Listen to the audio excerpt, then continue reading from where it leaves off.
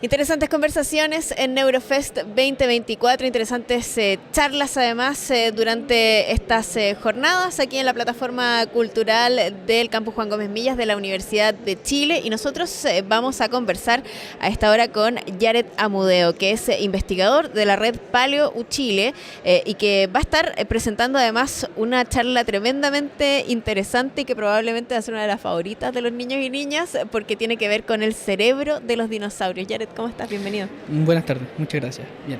Partamos por cómo se investiga el cerebro de los dinosaurios. O sea, uno entiende que, claro, la paleontología tiene un montón de ramas distintas, pero enfocarse ahí específicamente, ¿qué es lo que hay que decir? Mira, la verdad es que, bueno, empezando desde el principio, es una rama de la paleontología que está recién naciendo. Digamos que recién naciendo porque se han vuelto a reinventar metodologías o se han descubierto metodologías gracias a los avances de la tecnología.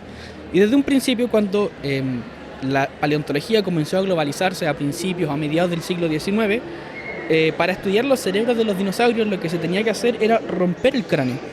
Primero, encontrar un cráneo de dinosaurio es sumamente raro y romperlo es un valor tremendo, tanto monetario como patrimonial. Entonces ahora, gracias al invento de, por ejemplo, los tomógrafos, que son estas máquinas que están en los hospitales que nos permiten ver dentro del cuerpo, nosotros podemos hacer lo mismo con la roca. Entonces tomamos el cráneo, introducimos el cráneo en el tomógrafo, se obtienen las imágenes similares a una radiografía y esas imágenes nosotros las trabajamos digitalmente para hacer modelos 3D de la cavidad donde estaba el encéfalo, porque bueno, el encéfalo es un órgano y no se fosiliza la cavidad. Y en base a eso y a ejemplos que, como a sus parientes vivos, como por ejemplo las aves o los cocodrilos, nosotros vamos interpretando ciertas formas para comprender las estructuras. Y bueno, la segunda pregunta tiene que ver con ¿por qué queremos saber más del cerebro de los dinosaurios? Bueno, en primera instancia porque sabemos muy poco y necesitamos ampliar nuestra base de conocimientos para poder comprender de mejor manera o ampliamente lo que nosotros conocemos como animales. Recordemos que los dinosaurios son animales, están emparentados con las aves y también con los cocodrilos, un poquito más lejanos, pero los dinosaurios ya no existen. Entonces, ¿para qué nosotros necesitamos estudiar algo que no existe? Bueno, justamente para comprender cómo fue su vida y qué nosotros podemos interpretar a base de eso, y también qué podemos pensar que podría pasar especialmente con sus parientes más cercanos, que son las aves. Hipotetizar también cómo era el estilo de vida de estos animales, que lo único que sabemos es que eran grandes y algunos daban miedo. Entonces es una buena oportunidad para saber más de ellos. Tú decías que, claro, esta es una investigación que es más bien reciente, que recién, digamos, estamos probablemente encontrando las formas de poder investigarlo. ¿Cuánto sabemos ya sobre esto? ¿Qué luces nos ha dado este tipo de investigación? Mira, especialmente en las últimas décadas donde esta área ha tomado un boom. Se han estudiado algunos grupos. Para poder nosotros estudiar el cerebro de un dinosaurio, primero tenemos que tener el cráneo. Y para tener el cráneo hay que tener mucha suerte, porque cuando uno encuentra un fósil, por lo general es fragmentario, no siempre da muchas pistas. Entonces, todavía lo que sabemos es muy poco para dar luces más exactas, ¿no es cierto?, de qué es lo que pasaba exactamente con tal grupo. Pero algunas cosas que podemos hipotetizar, por ejemplo, hay un grupo de dinosaurios herbívoros que es grande, 6 metros de largo, y que estaban llenos de placas, de hueso, que era básicamente como un tanque, que comía, era como un elefante acorazado. Entonces nosotros podemos interpretar cómo vivían. Actualmente no tenemos ningún animal parecido. Por ejemplo, el armadillo o el puercoespín, pero son chiquititos, no un animal de 6 metros. Entonces, ¿cómo se comportaba un animal de 6 metros? Bueno, hay algunas cosas que podemos saber, es que no eran ágiles corredores, se defendían pasivamente. Eso quiere decir que utilizaban su cubierta de placas, ¿no es cierto?, para intimidar. Es como un puercoespín o un gato cuando ¿no es cierto?, se pone en modo defensivo, algo similar. Y bueno, con otros grupos de dinosaurios también, por ejemplo, ¿qué pasa con los dinosaurios de cuello largo? Estos dinosaurios gigantes, ¿no es cierto? ¿Cómo se mantenían tan arriba sin marearse?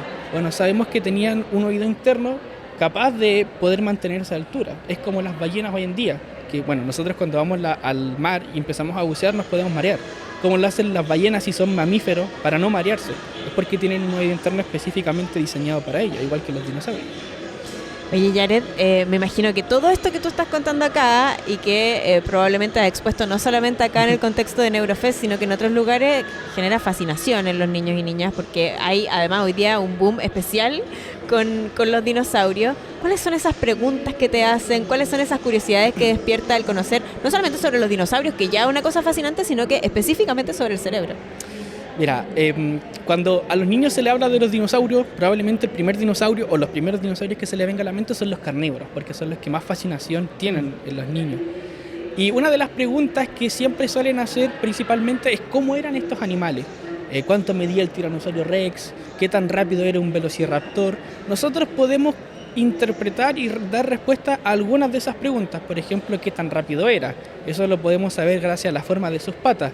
Pero nosotros podemos también complementar esa información de qué tan rápido era o no un dinosaurio con las formas del cerebro. Por ejemplo, sabemos que un tiranosaurio Rex era un animal gigante, pero tampoco era veloz como un leopardo. Era rápido por un animal de su tamaño. Y también podemos entender que un dinosaurio chiquitito como el velociraptor también era ágil, pero tampoco tan rápido como un correcaminos. Entonces, una de las preguntas que también me han hecho respecto a los cerebros, y que es un poco más compleja, es qué tan inteligente era un dinosaurio. Claro.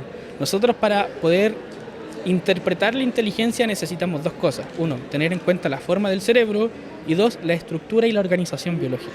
Lamentablemente nosotros no podemos comprender actualmente lo segundo por la misma naturaleza del fósil. El fósil es una roca, ya no tiene ese material biológico, especialmente los fósiles de millones de años, especialmente los dinosaurios que tienen entre 240 y 66 millones de años. Ya no se conserva el material original biológicamente. Entonces nosotros podemos acercarnos a eso con algunas fórmulas matemáticas, pero todavía está en veremos. Ya. Entonces cuando te preguntan qué tan inteligente era un dinosaurio, complejo responder y solamente hacer ejemplos que los dinosaurios más cercanos a las aves probablemente tenían una inteligencia similar a un ave. Jared, y de los dinosaurios que sabemos que habitaron este territorio y que además también nos encantan, está el Chilesaurus, por ejemplo, hace poco también se encontraron restos de Elasmosaurus, ¿estoy diciéndolo bien? Sí, pero eso no es un dinosaurio. Ya, listo, hasta ahí no me llegué.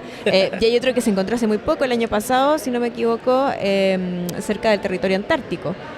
Entonces, ¿cuánto sabemos del cerebro de esos dinosaurios? ¿Tenemos muestras suficientes de fósiles como para poder comenzar a investigar? Mira, en Chile tenemos 5 especies nombradas de dinosaurios. 2 son cuello largo, Atacamatitán y Aracarli-Canantay, del norte de Chile. Tenemos Chilesaurus, que es de Aysén, que era un terópodo, pariente de los pajaritos, pero era herbívoro. Y luego en la parte de la Patagonia, cerca de Torres del Paine, hemos encontrado restos de otros dinosaurios. Por ejemplo, los megaraptores, que publicamos hace poco. Hemos encontrado pajaritos. Bueno, y también en Coquimbo hemos encontrado un dinosaurio raro que ha estado principalmente en la Patagonia Argentina, que son los abelisáuridos. Por ejemplo, el más famoso, el Carnotaurus. Hemos encontrado parientes de él aquí en Chile. Lamentablemente, aún no hemos podido encontrar partes del cráneo de estos animales lo suficientemente completo para estudiarlo. Bueno, y hay otro animalito que tiene un nombre raro, pero probablemente ya lo conocen, es Stegosaurus elegansen, el cual era un anquilosaurio, estos animales con acorazados que tienen un arma en la cola. Y bueno, todavía estamos desentrañando sus fósiles y limpiándolos para poder ver si es que podemos hacer estos estudios. ¿Cuáles son las claves de lo que estás presentando en este Neurofest para entender el cerebro de los dinosaurios? La forma, qué tan parecidos son a sus parientes vivos, por ejemplo un cocodrilo o un ave, y respecto a eso ir interpretando la forma de algunas estructuras, por ejemplo el oído interno, los hemisferios cerebrales, el cerebelo y los bulbos olfatorios. Todo depende principalmente de la forma que estos tenían. Ahora, hay unos estudios un poquito más complejos que requieren fórmulas matemáticas, pero para obtener eso primero necesitamos saber la forma. Ahí está la conversación con Jared Amudeo, investigador de la red Paleo Chile y uno de los expositores en este Neurofest 2024. Jared, muchas gracias por esta conversación. Gracias a ti.